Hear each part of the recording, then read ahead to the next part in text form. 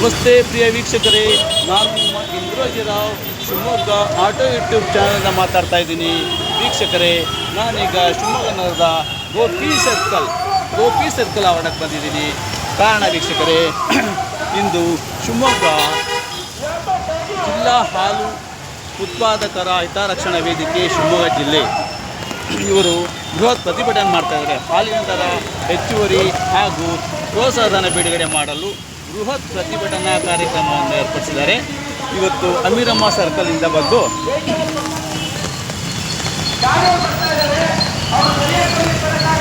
ಅಮೀರಮ್ಮ ಸರ್ಕಲಿಂದ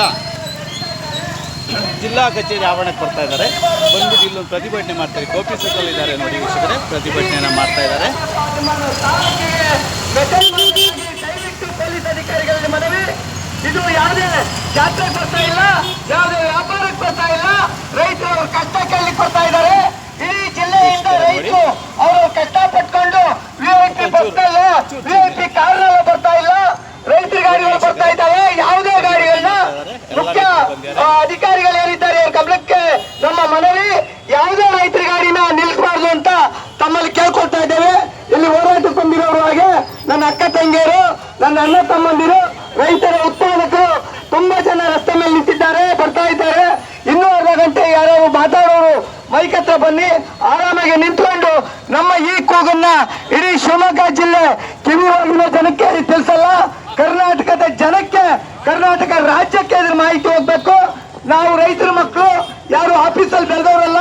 ಬೆಳಿಗ್ಗೆ 5:30ಗೆ ಹೊಲದಲ್ಲಿ ಹೋಗಿ ಹುಲ್ ಕೊಯ್ದಿದೀವಿ, ಸಗಣಿ ಬಾಚಿದೀವಿ, ಹಾಲು ಕರೆದಿದೀವಿ. ಮಳೆ ನಮಗೆ ಬಹಳ ಯಾವತ್ತು ತೊಂದರೆ ಅಂತಲ್ಲ, ಮಳೆಯನ್ನ ಬೇಡ್ತಕ್ಕಂತ ಪೂಜೆ ಮಾಡ್ತಕ್ಕಂಥ ಜನ ನಾವು. ನಮ್ಮ ಹೋರಾಟದಲ್ಲಿ ಮಳೆ ಹೆಚ್ಚಾಗಿದೆ ಅಂತ ಖುಷಿ ಪಡೋಣ. ಹಾಗಾಗಿ ಎಲ್ಲ ರೈತರು ಈ ಕಾರ್ಯಕ್ರಮಕ್ಕೆ ಬರ್ತಾ ಇದ್ದಾರೆ. ಮತ್ತೊಮ್ಮೆ ಪೊಲೀಸ್ ಅಧಿಕಾರಿಗಳಲ್ಲಿ ಮನವಿ, ರೈತರ ಗಾಡಿಗಳು ಸುತ್ತಲೂ ಹಾಲು ಉತ್ಪಾದಕರು ಬರ್ತಾ ಇದ್ದಾರೆ.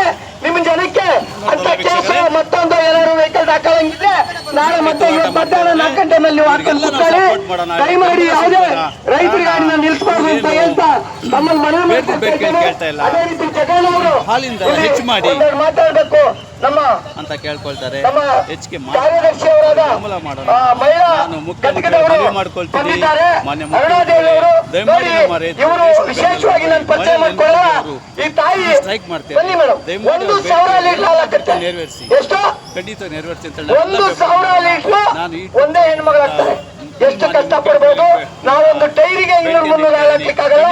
ನಾವು ಒಂದು ಜನ ದನ ಕಟ್ಟಿ ಸಾಕಾಗಲ್ಲ ಅಂತ ಇದೀವಿ. ಇವ್ರು ಯಾವ ಮಟ್ಟದ ನಷ್ಟ ಅನ್ಭವಿಸ್ತಾರೆ ಅಂತ ಹೋರಾಟದ ಬಗ್ಗೆ ಕಿಚ್ಚಿದೆ. ಅವ್ರು ಮಾತಾಡ್ತಾರೆ, ನಮ್ಮ ಜಗಣ್ಣ ಮಾತಾಡ್ತಾರೆ, ಅಲ್ಲಿ ಸ್ವಲ್ಪ ಕಡಿಮೆ ಆಗ್ತದೆ. ರೈತರು ಬರೋದ್ರಿಂದ ಎಲ್ಲ ಒಟ್ಟಾಗಿ ಹೋಗೋಣ. ಯಾವುದೇ ಕಾರಣಕ್ಕೂ ಅಟೆಂಡ್ ಮಾಡಬೇಡಿ.